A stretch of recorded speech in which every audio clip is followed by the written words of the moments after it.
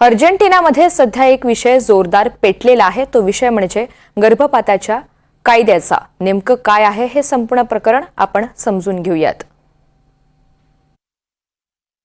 आपल्याकडे जेव्हा आंदोलन होतात तेव्हा लोक सरकारचं लक्ष आकर्षित करण्यासाठी काय करतात? हातात फलक घेतात, काळ्या फिती हाताला बांधतात किंवा अगदी हातात हंडा घेऊन मोर्चा काढतात व अगदी अर्धनग्न मोर्चाही काढतात।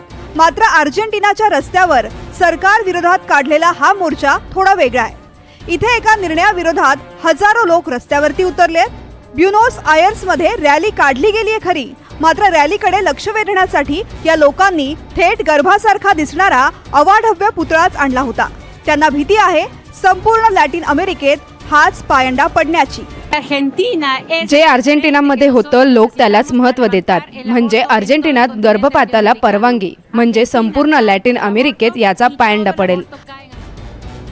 अर्जेंटिना सरकारनं गर्भपाताला परवानगी देण्याचं विधेयक पास केलंय, मात्र जन्माला न आलेल्या जीवाला संपवण्याच्या या विधेयकाला अर्जेंटिनामधील रूढीवादी लोकांचा विरोध आहे। हा केवळ श्रद्धेचा भाग नाही, यामागे विज्ञानही आहे। हा केवळ रूढीवादी धार्मिक लोकांचा किंवा कॅथोलिकांचा इव्हॅन्जेलिकल्सचा मोर्चा नाही, हा विश्वासही आहे।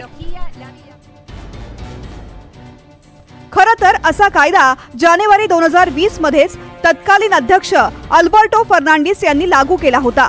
त्यानुसार काही ठराविक परिस्थितीत 14 आठवडे किंवा त्यापेक्षाही जास्त वाढ झालेल्या गर्भपाताला परवानगी आहे। मात्र अर्जेंटिनाचे अध्यक्ष झेवियर मायले यांनी 2023 मध्ये सत्तेत येण्यापूर्वीच प्रचारात हा कायदा रद्द करण्याचं आपल्या जाहीरनाम्यातून सांगितलं होतं। लोकांनी त्यांच्यावर विश्वास ठेवून त्यांना निवडूनही दिलं। 2 वर्ष लोकांनी प्रतीक्षा केली। 2025 उजाडलं, मात्र त्यांना त्यांच्या वचनाचा विसर पडला असल्यानं लोकांनीच रस्त्यावरती येऊन त्यांना त्यांच्या आश्वासनाची आठवण करून देण्यासाठी मोर्चाच काढला।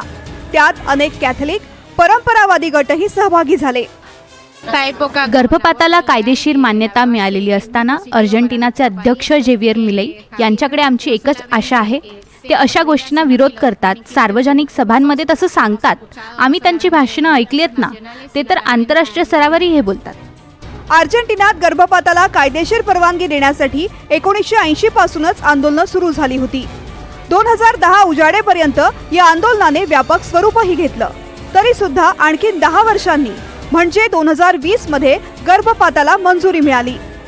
त्याचा फायदा लॅटिन अमेरिकेच्या काही प्रदेशात घेतला जाऊन गुन्हेगारीकरण सुरू झालंय। तथापि झेवियर मायले यांच्याच ला लिबर्डाड अवान्झा या पक्षाच्या नेत्यांनी हा कायदा रद्द करण्यासाठी एका विधेयकाचा मसुदा दिलाय। त्यात गर्भपाताला बेकायदेशीर ठरवून 3 ते 10 वर्षांच्या तुरुंगवासाची शिक्षा आहे। लॅटिन अमेरिकेत Cuba, Guyana, French Guyana, Uruguay, Colombia आणि मेक्सिकोच्या काही राज्यांमध्ये गर्भपात कायदेशीर आहे, पण त्यामुळे महिला आणि मुलींवरील अत्याचार वाढलेत। चिलीसारख्या देशांमध्ये बलात्कार पीडिता, गर्भात विकृती असल्यास किंवा आईच्या जीवाला धोका असल्यास गर्भपात करण्यास परवानगी आहे। तर निकाराग्वा, हैती, अल सल्वाडोर आणि डोमिनिकन रिपब्लिकमध्ये गर्भपातावर पूर्णपणे निर्बंध आहेत। अर्जेंटिनाच्या सार्वजनिक आरोग्य व्यवस्थेच्या 2024च्या आकडेवारीनुसार सध्या अल्पवयीन मुलींच्या गर्भपाताचं प्रमाण जास्त आहे, म्हणजेच 1000 मागे 7.86% आहे। त्यामुळेच अर्जेंटिनियन गर्भपातावरती बंदी घालण्याची मागणी करतात।